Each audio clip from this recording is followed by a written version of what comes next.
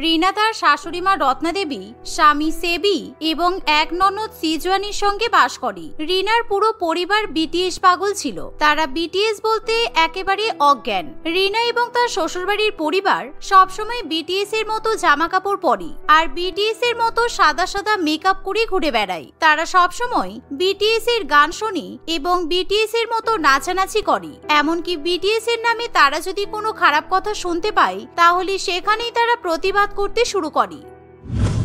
একদিন তারা বিটিএস পাগল পরিবার যখন শপিং করতে যায়, দূর, এখানে তো আমার মন পছন্দের জাংকুকের মতো জামা কাপড় আমি পাচ্ছি না। আর হ্যাঁ, তোমরা দেখেছো বিটিএস এর সব মেম্বাররা কেমন এক ধরনের জামা কাপড় পরে নাচানাচি করে? আমরা কিন্তু একই ধরনের জামা কাপড় কিনবো, কেমন? হ্যাঁ বৌদি, তুমি একদম ঠিকই বলেছো। এখানে বিটিএস এর মতো কোনো জামা কাপড় নেই। আমাদের শহরে কেন যে বিটিএস এর জন্য আলাদা শপিং মল তৈরি হয় না কে জানে বাবা। আমার যে হোপ সুগা আর জিমিনের মতো জামা কাপড় কেনার খুব ইচ্ছা। কি সুন্দর সিলভার জ্যাকেট, কালো কালারের জ্যাকেট পরে ওরা ঘুরে বেড়ায়, দেখতে দারুণ লাগে, বলো বৌদি? আর এই শপিং মলে মনে হয় না বিটিএস মেম্বারদের কোনো জামা কাপড় পাওয়া যাবে বলে। তার থেকে বরং চলো আমরা অন্য কোনো শপিং মলে যাই, যেখানে আমরা বিটিএস পাগল পরিবারের মতো শপিং করব। সেবির কথা শুনে সকলেই খুবই খুশি হয়। তাই তারা শহরের মধ্যে খুঁজে খুঁজে আর কোরিয়ান শপিং মলে গিয়ে তারা বিটিএস এর বিভিন্ন মেম্বারদের মতো সুন্দর সুন্দর জামা কাপড় দেখতে পায়। এর ফলে তারা আনন্দে নেচে ওঠে আর তারা পাগলের মতো বিটিএস এর মতো জামা কাপড় শপিং করতে শুরু করে। আর তারা শপিং মলের প্রায় সমস্ত জামা কাপড়ই কিনে ফেলে।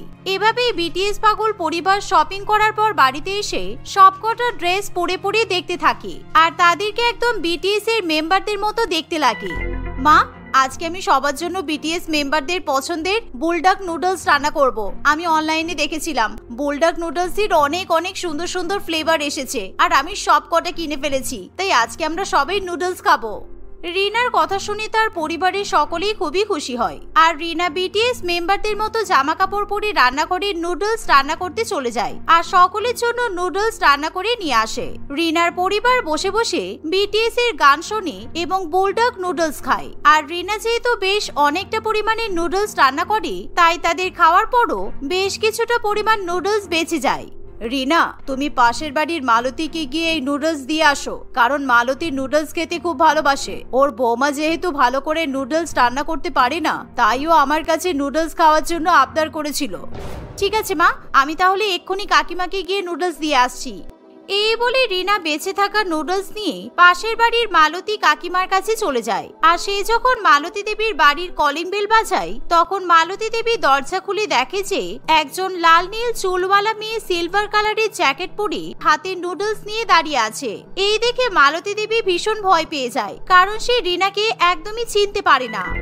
এই, এখন তোমাকে ভিক্ষা দেওয়ার মতো আমার কাছে কোনো টাকা নেই। চলে যাও, চলে যাও, এখান থেকে চলে যাও। কেমন কার্টুনের মতো লাল নীল হলুদ সব চুলের রং করেছে আর একটা সিলভার কালারের জ্যাকেট পরে ভিক্ষা চাইতে চলে এসেছে। তোমার কি মনে হচ্ছে তোমাকে দেখেই আমি টাকা দিয়ে দেব? যত সব।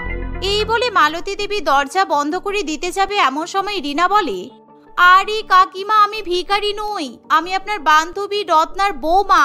আমি বিটিএস ভীষণ পছন্দ করি, তাই এরকম লাল নীল হলুদ সবুজ চুলের রং করেছি আর সিলভার কালারের জ্যাকেট পরেছি, তার সাথে সাদা কালারের মেকআপ। আপনি আমাকে চিনতে পারলেন না, তাই না? এই নিন, আমি আপনার জন্য নুডলস এনেছি। আপনি নুডলস খেতে পছন্দ করেন তো, তাই মা আপনার জন্য পাঠিয়েছে। সে কি, তুমি কি ভালোবাসো? আর তুমি এরকম অদ্ভুত সেজেছো কেন? তোমাকে দেখতে একেবারে পাগলা দাসুর মতো মনে হচ্ছে। এ বাবা, এরকম সাজে নাকি কেউ? আমি তো তোমাকে চিনতেই পারিনি, আর তোমাকে দেখে আমার খুব হাসি পাচ্ছে। মালতী দেবীর এমন কথা শুনে রিনার ভীষণ পরিমাণে খারাপ লাগে, কারণ তার বিটিএস এর সাজকে মালতী দেবী পছন্দ করেনি। রিনা তাই তখনই মালতী কাকিমার হাতে নুডলস দিয়ে বাড়িতে চলে আসে আর বাড়ি এসে শাশুড়ি মায়ের কাছে মালতী কাকিমার নামে নালিশ করে। আর রত্না দেবী যখন শোনে তার বান্ধবী মালতী বিটিএস পছন্দ করে না, তখন সেও তার বান্ধবীর সঙ্গে আর কোনো সম্পর্ক রাখতে চায় না। এরকম ভাবেই কয়েকদিন কাটে আর একদিন তারা পুরো পরিবার একেবারে বিটিএস এর মতো সাজগোজ করে বাড়ি থেকে বেরোয়। বৌদি, চলো আজকে সিডির দোকানে যেতে হবে, কারণ বিটিএস আর্মির নতুন সিডি রিলিজ হয়েছে।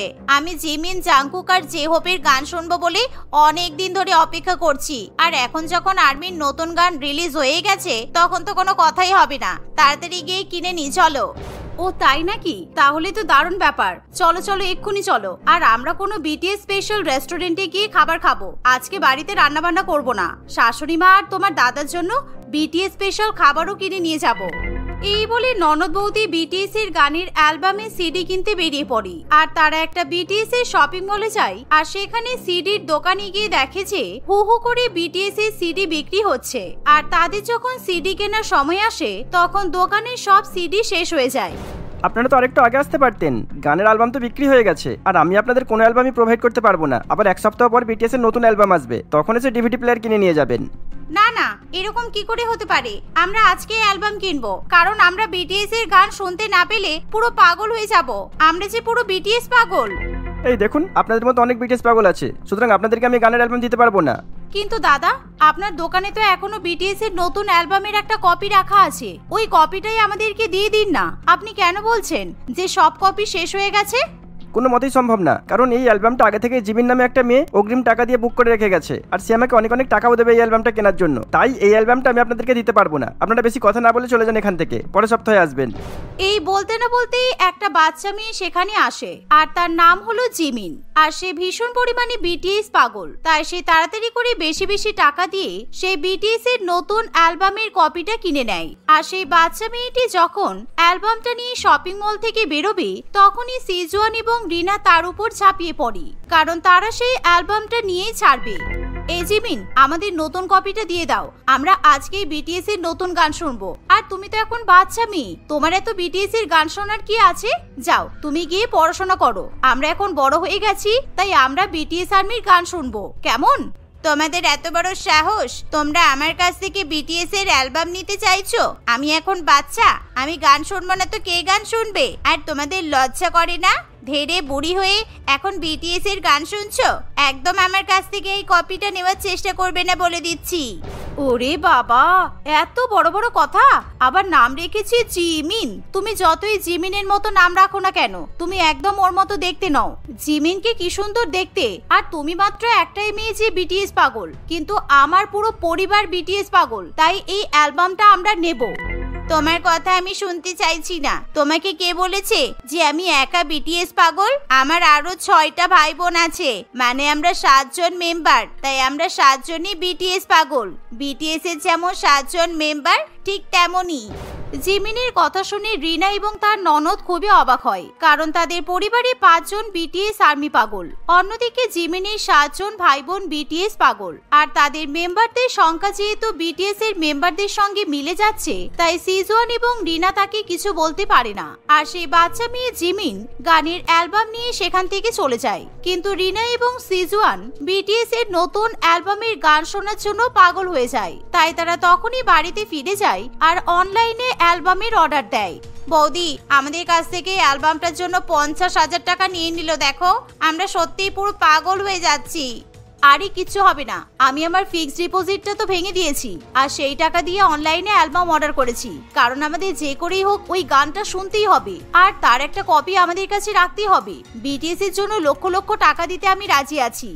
এভাবেই বিটিএস পাগল পরিবার নতুন গানের অ্যালবাম এলে সেই নতুন গানে ভীষণ পরিমাণে নাচানাচি করতে শুরু করে। আর আশেপাশে যেখানে বিভিন্ন রকমের কোরিয়ান কম্পিটিশন হয়, সেখানেই তারা বিটিএস এর মেম্বারদের মতো জামা কাপড় পরে চলে যায় আর প্রচুর পরিমাণে গান গাইতে থাকে।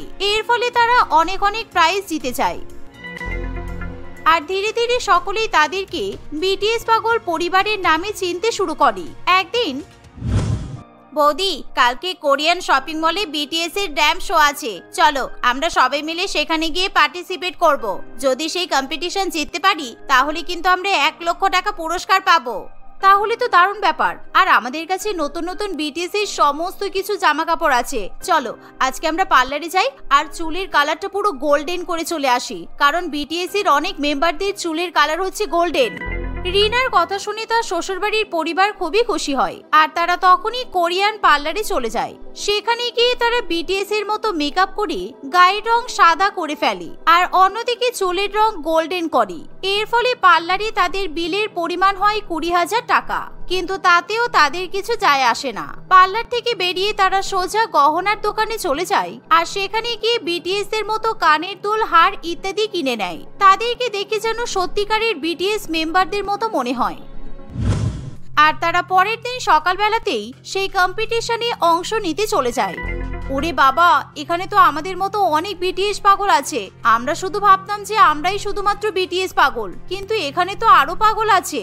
হ্যাঁ বৌমা, তাই তো দেখছি। আমার মনে হচ্ছে আমার মতো আরো 5 জন ঘুরে বেড়াচ্ছে। এবার কি হবে বৌমা? এরা যদি কম্পিটিশন জিতে যায় তাহলে তো আমরা হেরে যাব, আর আমি বিটিএস পাগল হয়ে কিছুতেই এই কম্পিটিশন হারতে চাই না।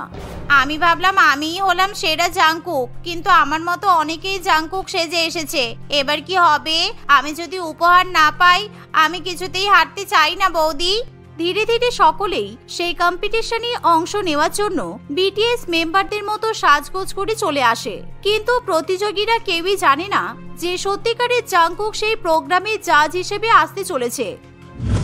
কিছুক্ষণের মধ্যেই সবাই কম্পিটিশনে একে একে অংশ নেয় আর বিটিএস এর মতো গান গায় এবং নাচানাচি করে। সকলের গান এবং নাচ ভীষণ পরিমাণে ভালো হয়। কয়েক ঘন্টা পর যখন মাইকে অ্যানাউন্স করা হয় যে জাংকুক জাজ হিসেবে আসতে চলেছে, তখন সকলের হৃৎপিণ্ড একেবারে হাতে চলে আসে, কারণ তারা জাংকুককে দেখার জন্য পুরো পাগল হয়ে যায়। আমরা কি শুনছি? একটু পরে জাংকুক আসবে? আমি তো ভাবতেই পারছি না। ও মাই গড, আমরা নিজেদের চোখে বিটিএস মেম্বারদেরকে দেখবো। এর থেকে ভালো আর কি হতে পারে? আমি স্বপ্ন দেখছি না তো? এরকম অ্যানাউন্সমেন্ট হওয়ার পর থেকেই বিটিএস পাগল মেম্বারদের মধ্যে ভীষণ পরিমাণে তাড়াহুড়ো লেগে যায় আর ধীরে ধীরে প্রচুর পরিমাণে ভিড় জমে যায়। রিনা এবং তার পরিবার সেই ভিড়ের মধ্যে একেবারে চাপা পড়ে যায়। আর কিছুক্ষণের মধ্যেই যখন জাংকুক এসে উপস্থিত হয় তখন কিছুতেই ভিড় সামলে রাখা যায় না, আর জাংকুক এসেই বিটিএস এর পছন্দের গানে নাচতে শুরু করে। ইতিমধ্যে চারিদিকে এত পরিমাণে ভিড় জমে যায় যে রিনা এবং তার পরিবার মাটিতে পড়ে যায় আর সকলে তাদের হাত পা মারিয়ে চলে যেতে শুরু করে। তারা কোনো রকমে যখন ভিড় থেকে বাইরে বেরিয়ে আসে তখন তারা জাংকুককে দেখতে পায় না, কিন্তু তাদেরকে দেখলে একেবারে পাগলের মতো মনে হয়। তাদের জামা কাপড় ছেঁড়া, চুল উস্কো খুস্কো আর হাতে পায়ে মারের দাগ। আমার আর বিটিএস পাগলামির কোনো দরকার নেই। এই বয়সে পুরো পাগলের মতো মার খেলাম, আমার শিক্ষা হয়ে গেছে। আমি এবার বাড়ি যেতে চাই। আমার গা হাত পা ভীষণ ব্যথা করছে। হ্যাঁ মা, আমারও ভালো লাগছে না। কালকে থেকে আমি আর বিটিএস পাগলামি করব না। আজকে যে পরিমাণে মার খেলাম সেই মার খেয়ে আমি বিটিএস ভুলে গেছি। এভাবেই ভিড়ের মধ্যে মার খেয়ে তাদের জন্মের মতো শিক্ষা হয়ে যায় আর তারা বাড়িতে ফিরে কোনোদিনও বিটিএস এর মতো সাজগোজ করতে চায় না। বিটিএস এর গান শুনতে চাইলেই তাদের মনে পড়ে সেই মারের কথা, ফলে তারা কোনোদিনও বিটিএস নিয়ে অতিরিক্ত পাগলামি করে না। কাঞ্চনা দেবী তার বড় বৌমা মধুরিমার সঙ্গে বিষ্ণুপুর নামক গ্রামে থাকত। কাঞ্চনা দেবীর 2 ছেলে সঞ্জয় এবং রণজয় দুজনেই কাজের সূত্রে শহরে বসবাস করত। তাদের পরিবার অনেক ধনী ছিল, সেই সাথে তাদের জায়গা জমি সম্পত্তিও অগাধ ছিল। বিষ্ণুপুর গ্রামেই কাঞ্চনা দেবীর এক রাজপ্রাসাদের ন্যায় বাড়ি ছিল। অত বড় বাড়িতে কাঞ্চনা দেবী কেবলমাত্র তার বৌমার সঙ্গেই বাস করত। একদিন সকালবেলা কাঞ্চনা দেবী তার বৌমাকে বলে, কি হলো বড় বৌমা, এখনো পর্যন্ত আমি চা পেলাম না কেন? 1 কাপ চায়ের জন্য কতক্ষণ অপেক্ষা করতে হবে? তুমি কি সব ভুলে যাচ্ছ? সকাল 6টার মধ্যে আমার চা খাওয়ার অভ্যাস আছে। না মা, আমি কিছুই ভুলিনি। আপনি তো দেখতেই পাচ্ছেন আমি একা হাতে বাড়ির সমস্ত কাজ করছি, আর এখন তো আপনার জন্য চা করতে রান্নাঘরে গেলে অনেক সময় লাগবে। তাই আমি এই কাজগুলো মিটিয়ে একেবারে রান্নাঘরে যাব। আপনাকে চা করে দিয়ে আবার সকালে জল খাবারটাও তো করতে হবে। তুমি কি আমাকে কাজের হিসাব দেখাচ্ছ? এই বাড়িতে শুধুমাত্র তুমি আর আমি থাকি, তারপরও তোমার মনে হচ্ছে তোমাকে বেশি কাজ করতে হয়? তুমি জানো তোমার মতো বয়সে আমি একদমই বাড়ির সমস্ত কাজ করতাম। কখনো আমার শাশুড়ি মাকে আমি কোনো অভিযোগ করার সুযোগ দিইনি। তাহলে আপনি বুড়ি হলেন কেন বলুন তো? আপনি তো এখনো যুবতী থাকতে পারতেন, তাহলে আমিও নিশ্চিন্তে থাকতাম যে আমাকে কোনো কাজ করতে হবে না। আমার শাশুড়ি মা একদমই সব কাজ করে নেবে। হ্যাঁ, তুমি তো সেটাই চাও, যাতে তোমার শাশুড়ি মা কাজ করে করে রোগা হয়ে যাক আর তুমি কাজ না করে করে দিনের পর দিন মোটা হও। খুব তোমার মুখ চলছে তাই না? একটা কথা বলতেই তুমি কিভাবে আমার সঙ্গে ঝগড়া করো। একবার শুধু আমার ছোট বৌমা আসুক, তারপর আমি তোমাকে দেখাবো বাড়ির বউদের কিভাবে থাকতে হয়। আপনার ছোট বৌমা এখনো আসেনি। আগে ছোট বৌমা আসুক, তারপর ছোট বৌমার প্রশংসা করবেন। এখনো যাকে চোখেই দেখলেন না তাকে নিয়ে গর্ব করার কি আছে? এখন শুধু এই বাড়িতে আমি আর আপনি আছি। সবসময় আমাকে বকাঝকা না করে একটু তো নিজের বড় বৌমার নামেও প্রশংসা করতে পারেন। তোমার সমস্যা কোথায় বলো তো? আমি একটু খেতে ভালোবাসি বলে তোমার কাছে না হয় এটা ওটা খাওয়ার জন্য আবদার করি। আর আমি দেখেছি বাড়ির অন্য কাজ করা নিয়ে তোমার সমস্যা না থাকলেও রান্না করা নিয়ে তোমার বিরাট সমস্যা। সেই কারণেই তো আমি আমার ছোট ছেলের জন্য সম্বন্ধ দেখিয়েও ফেলেছি। ছোট বৌমা একবার এই বাড়িতে এলে আমি আমার রান্নাঘরের সমস্ত দায়িত্ব আমার ছোট বৌমাকেই দেব। মধুরিমা তার শাশুড়ি মায়ের কথা শুনে খুবই খুশি হয়। আপনি সত্যি বলছেন? আপনি রান্নাঘরের সমস্ত দায়িত্ব আপনার ছোট বৌমাকে দেবেন? তাহলে মা, আপনি দেরি করছেন কেন? যত তাড়াতাড়ি সম্ভব আপনি রণজয়ের বিয়ে দিয়ে দিন। আমার যে আর আপনার ছোট বৌমাকে দেখার জন্য তর্স হয়েছে না। মধুরিমা এরকম ব্যঙ্গ করে কথা বলায় তার শাশুড়ি মায়ের খুবই রাগ হয়। তাই সে রাগ করে সেখান থেকে চলে যায়। কাঞ্চনা দেবী এবং তার বড় বৌমার মধ্যে এরকম ভাবেই প্রত্যেক দিন প্রতিনিয়ত তর্ক বিতর্ক লেগেই থাকতো। বিশেষ করে রান্না খাওয়া নিয়ে তাদের মধ্যে ঝগড়া লেগেই যেত। এভাবেই দেখতে দেখতে কিছুদিন কাটে। কাঞ্চনা দেবী খুব তাড়াতাড়ি কোয়েলের সঙ্গে তার ছোট ছেলে রণজয়ের বিয়ে দিয়ে কোয়েলকে বাড়ির বউ করে নিয়ে আসে। কোয়েল তার রাজপ্রাসাদের মতো শ্বশুর বাড়ি দেখে প্রচন্ড অবাক হয়। বৌমা, তুমি নিশ্চয়ই খুব ক্লান্ত হয়ে গেছো। যাও, তুমি তোমার ঘরে গিয়ে ঘুমিয়ে পড়ো। কালকে সকালে তাড়াতাড়ি ঘুম থেকে উঠে পড়বে। না না, সকালবেলা নয়, তোমাকে ভোরবেলা ঘুম থেকে উঠতে হবে। কারণ তোমাকে এবার আমাদের রান্নাঘরের দায়িত্ব সামলাতে হবে। কি মা, আপনি তো বলেছিলেন আপনি আপনার রান্নাঘরের সব দায়িত্ব আপনার ছোট বৌমাকে দেবেন। আপনি ভেবেছেন আমি সে কথা ভুলে গেছি, তাই না? বাড়ির ছোট বউ চলে এসেছে, এবার আমি আর রান্নাঘরের কোনো কাজই করব না, ঠিক আছে? কোয়েল তার বড় জায়ের কথা কিছুই বুঝে উঠতে পারে না। হ্যাঁ হ্যাঁ, ঠিক আছে। আমি আমার ছোট বৌমাকে নিজে পছন্দ করে নিয়ে এসেছি, আর আমি একদম আমার মনের মতো বৌমা এনেছি। তাই তুমি রান্নাঘরে প্রবেশ না করলেও আমার কিচ্ছু যায় আসে না। যাও ছোট বৌমা, তুমি তোমার ঘরে যাও। পরের দিন কোয়েল সত্যি সত্যি খুব ভোরবেলা ঘুম থেকে উঠে পড়ে। আর তখনই তার বড় জা মধুরিমা সেখানে আসে। বা, তুই তো দেখছি একেবারে রান্নাঘরে যাওয়ার জন্য রেডি। ঠিক আছে, চল, আমি তোকে আমাদের রান্নাঘরে নিয়ে যাচ্ছি। আজকে থেকে আমাদের রান্নাঘরের সব দায়িত্ব কিন্তু তোর। আমি শুধু তোকে সবকিছু বুঝিয়ে দেব। এই বলে মধুরিমা কোয়েলকে তাদের রান্নাঘরে নিয়ে যায়। কোয়েল তার রাজপ্রাসাদের মতো শ্বশুরবাড়ি দেখে যত না অবাক হয়েছিল, তার শ্বশুরবাড়ির রান্নাঘর দেখে তার চেয়েও বেশি অবাক হয়। কারণ তাদের রান্নাঘরটা বিশাল বড় এক রান্নাঘর ছিল। কাঞ্চনা দেবীর বাড়ির প্রত্যেকটা ঘর অনেক বড় বড় হলেও তাদের রান্নাঘরটা ছিল তাদের একটা ঘরের প্রায় দ্বিগুণ। কোয়েল হা করে রান্নাঘরের চারিদিকে তাকিয়ে তাকিয়ে দেখতে থাকে। ওরে বাবা, এত বড় রান্নাঘর! এটা রান্নাঘর নাকি কোনো ম্যারেজ হল? বাপরে বাপ, এত বড় রান্নাঘর আমি আগে কখনো দেখিনি। দিদি, আমি এখানে কিভাবে রান্না করব? কোয়েলের কথা শুনে মধুরিমা ভীষণ মজা পায়। তখনই কোয়েল দেখে তাদের রান্নাঘরের একপাশে একটা গোয়াল ঘর আছে, যেখানে বেশ কয়েকটা গরু এবং মহিষ ছিল। সেই সাথে রান্নাঘরের অপর প্রান্তে একটা বহু পুরানো কুয়ো ছিল। এই দেখে কোয়েল ভীষণ পরিমাণে অবাক হয়। এত অবাক হওয়ার মতো কিছু নেই ছোট। এতদিন পর্যন্ত এই রান্নাঘর আমি সামলেছি। এবার আমাদের শাশুড়ি মা চায় এই রান্নাঘর তুই সামলাবি। কারণ আমাদের শাশুড়ি মা আমার হাতে রান্না খেতে পছন্দ করে না। আমি নাকি সঠিক সময়ে কোনো কাজ করতে পারি না, সেই জন্য। আশা করছি তুই আমার থেকে ভালোই সমস্ত দায়িত্ব পালন করতে পারবি। কিন্তু দিদি, এত বড় রান্নাঘরে কি রান্না করা সম্ভব? কোনো একটা পাত্রের প্রয়োজন পড়লে রান্নাঘরের এক প্রান্ত থেকে অন্য প্রান্তে যেতে হবে। আর এখানে এই মাটির চুলা কেন? আমাদের সমস্ত খাবার এই মাটির চুলাতেই রান্না হয়। আর এই যে রান্নাঘরের ওই পাশে যে গোয়াল ঘরটা দেখতে পাচ্ছিস, তুই এখন এই গোয়াল ঘরে গিয়ে গরুর দুধ নিয়ে আসবি। তারপর ওই যে রান্নাঘরের ওই প্রান্তে যে কুয়োটা দেখা যাচ্ছে, ওই কুয়ো থেকে জল তুলে নিয়ে এসে শাশুড়ি মায়ের জন্য চা করবি। আশা করছি তুই বুঝতে পারছিস। মধুরিমার কথা শুনে কোয়েল শুধুমাত্র অবাক হতে থাকে। সে কিভাবে অত বড় রান্নাঘরে রান্না করবে এই নিয়ে দুশ্চিন্তা করতে থাকে। নে নে, তাড়াতাড়ি চাটা করে নে। শাশুড়ি মা কিন্তু 6টার সময় চা খায়। 6টা বাজতে বেশিক্ষণ সময় নেই। তারপর আবার ক্ষেতের জমি থেকে সবজি তুলে এনে তোকে বাকি রান্নাগুলোও করতে হবে। এই বলে মধুরিমা সেখান থেকে চলে যায়। কোয়েল ভীষণ পরিমাণে চিন্তায় পড়ে। সে তাড়াহুড়ো করে তার শাশুড়ি মায়ের জন্য চা বানাতে শুরু করে।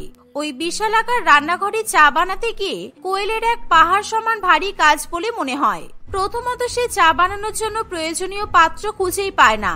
সে রান্নাঘরের চারিদিকে বনবন করে ঘুরতে ঘুরতে চা বানানোর জন্য পাত্র খুঁজতে থাকে, কিন্তু তবুও সে ভালো কোনো পাত্র না পাওয়ায় হাঁড়িতেই চা বানাবে বলে উনুনের উপর হাঁড়িটা বসিয়ে দেয়। চিনির কৌটো, চা পাতার কৌটো খুঁজতেও তাকে রীতিমতো যুদ্ধ করতে হয়। এভাবেই প্রথম দিন শাশুড়ি মায়ের জন্য চা বানাতেই কোয়েল প্রায় আধ ঘন্টা লেট করে ফেলে। তুমি আজকে আধ ঘন্টা লেট করেছো। আমি সকাল 6টার সময় চা খাই। কাল থেকে অবশ্যই আমাকে সকাল 6টার মধ্যে চা দেবে। ঠিক আছে মা, আসলে আজকে প্রথম দিন তো, সেই জন্য একটু দেরি হয়ে গেল। আসলে আমি অত বড় রান্নাঘরে কোথায় কি আছে কিছুই খুঁজে পাচ্ছিলাম না। ঠিক আছে, তুমি এবার ক্ষেতের জমি থেকে 7 রকমের সবজি তুলে আনবে আর আমার জন্য 7 রকমের পদ রান্না করবে। আমি মঙ্গলবার আর শনিবার করে 7 রকমের পদ খাই। শাশুড়ি মায়ের মুখে এতগুলো রান্নার কথা শুনে কোয়েল খুবই ঘাবড়ে যায়। রান্না করার জন্য তাকে আবার রীতিমতো যুদ্ধ করতে হয়। সারাদিন ধরে অত বড় রান্নাঘরের এদিক থেকে ওদিক হাঁটাচলা করায় কোয়েল প্রচন্ড পরিমাণে ক্লান্ত হয়ে পড়ে।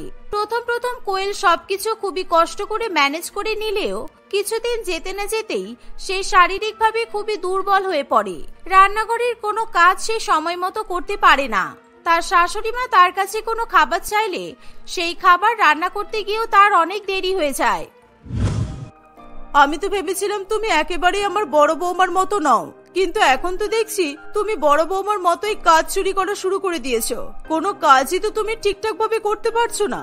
তোমাকে আমি বললাম আজকে আমার মুগ ডালের হালুয়া খাওয়ার ইচ্ছে করছে, 1 ঘন্টা আগে বলেছি, এখনো পর্যন্ত হালুয়া পেলাম না, তাই আমি নিজেই রান্নাঘরে চলে এলাম। দেখুন মা, এত বড় রান্নাঘরে রান্না করতে আমার খুব সমস্যা হচ্ছে। হ্যাঁ আমি মানছি হালুয়া রান্না করতে 1 ঘন্টার বেশি সময় লাগে না, কিন্তু রান্নাঘরটা ছোট হলে আমার কোনো অসুবিধা হতো না। রান্না করার জন্য যেগুলো প্রয়োজন সেগুলো হাতের কাছে না থাকলে কি সহজে রান্না করা যায় বলুন? আপনি আমাকে একটু সময় দিন। আমি কাউকে কোনো সময় দিতে পারবো না। আমি আমার ঘরে যাচ্ছি, আমার আর হালুয়া খাওয়ার কোনো ইচ্ছা নেই। তুমি বরং আমার জন্য এখন পটল চিংড়ি আর আলু পোস্ত রান্না করে আমার ঘরে দিয়ে এসো। আমি কিন্তু 1 ঘন্টার বেশি সময় তোমাকে দিতে পারবো না। এই বলে কাঞ্চনা দেবী সেখান থেকে চলে যায়। কোয়েল আর সময় অপচয় না করে তার শাশুড়ি মায়ের জন্য রান্না করা শুরু করে দেয়। কোয়েল তাড়াতাড়ি করে ভাত রান্না করার জন্য চাল ধুয়ে মাটির উনুনে বসিয়ে দেয়। সেই সবজিগুলো কেটে নেওয়ার জন্য তাড়াতাড়ি করে রান্নাঘরের অপর প্রান্তে গিয়ে সবজি কাটতে শুরু করে। অন্যদিকে মাটির উনুনের কাছেই এক টুকরো সুতির কাপড় রাখা ছিল, যে কাপড় দিয়ে কোয়েল গরম জিনিসপত্র ধরতো যাতে তার হাতে গরম না লাগে। ওই কাপড়টি মাটির উনুনের খুব কাছেই রাখা ছিল বলে কাঠের আগুনের মাধ্যমে ওই কাপড়ে আগুন লেগে যায়। আর তখনই সেখানে কাঞ্চনা দেবী চলে আসে। হায় রে হায়, এই মেয়েটা তো দেখছি আমাদের সবাইকে পুড়িয়ে মারবে। এদিকে আগুন ধরে গেছে আর তোমার কোনো হুঁশ নেই। কাঞ্চনা দেবী তাড়াতাড়ি করে জল নিয়ে এসে ওই আগুনে ঢেলে দেয়। এর ফলে আগুন সঙ্গে সঙ্গে নিভে যায়। কাঞ্চনা দেবী কোয়েলের উপর প্রচন্ড পরিমাণে রেগে গিয়ে তাকে কথা শোনাতে শুরু করে। আমি লক্ষ্য করিনি মা, আমি রান্নাঘরের এই পাশে তো সবজি কাটছিলাম, কখন যে ওই পাশে আগুন লেগে গেছে আমি বুঝতেও পারিনি। তুমি লক্ষ্য করবে না কেন? তুমি বুঝতেই বা পারবে না কেন? এটা তো তোমার সমস্যা। রান্নাঘরের দায়িত্ব আমি তোমাকে দিয়েছি, এটুকু কাজ তুমি সামলাতে পারছো না। তোমাদের গরিব ঘরের মেয়েদের এটাই তো সমস্যা। সব জিনিস তোমরা ছোট ছোট দেখে অভ্যস্ত, তাই বড় জিনিস গরিবরা সহজে হজম করতে পারে না। মা, আপনি একদম বাজে কথা বলবেন না বলে দিলাম। এতদিন পর্যন্ত আমি কিছু বলিনি মানে আপনি ভাববেন না আমি কিছু বলতে পারি না। আজকালকার যুগে এত বড় রান্নাঘরের কি প্রয়োজন? আর এমন রান্নাঘর রেখেই বা কি লাভ যেখানে রান্না করতে গেলে শুধুমাত্র সমস্যারই সৃষ্টি হয়? আসলে আপনি চাইলে রান্নাঘরটা ছোট করতে পারেন, কিন্তু আমি যেটা বুঝলাম আপনি তো লোক দেখানোর জন্য শুধু এত বড় রান্নাঘর করে রেখেছেন। কোয়েলের কথা শুনে কাঞ্চনা দেবী ভীষণ অবাক হয়। আর তখনই রান্নাঘরে মধুরিমাও চলে আসে। তুমি তো দেখছি বড্ড পটর পটর করতে শিখেছো। ও বুঝেছি, বড় বৌমা তোমাকে সবকিছু শিখিয়ে পড়িয়ে নিয়েছে। তাহলে তুমি তো দেখছি একদম বড় বৌমার মতোই কথা বলছো। আপনি ভুল বলছেন মা। কোয়েলকে কিছু বলার জন্য ওকে শিখিয়ে পড়িয়ে নেওয়ার কোনো দরকার নেই। আর আমি আপনাকে যে কথাগুলো বলতে পারিনি সেই কথাগুলো আজকে আপনার ছোট বৌমা বলছে। আর আমাদের জায়গায় অন্য কেউ থাকলেও তারা নিশ্চয়ই একই কথাই বলতো। কাঞ্চনা দেবী প্রচন্ড পরিমাণে রেগে যায় এবং সে রাগের বশে তার ছোট বৌমাকে মারধর করতে শুরু করে। কোয়েলের চিৎকার চেঁচামেচির আওয়াজে তার স্বামী রণজয় তাড়াতাড়ি করে সেখানে ছুটে আসে। এ কি মা, তুমি এটা কি করছো? তুমি কোয়েলের গায়ে হাত তুলছো কেন? কি ভুল করেছে আমার বউ যে তুমি ওর গায়ে হাত তুলতে বাধ্য হলে?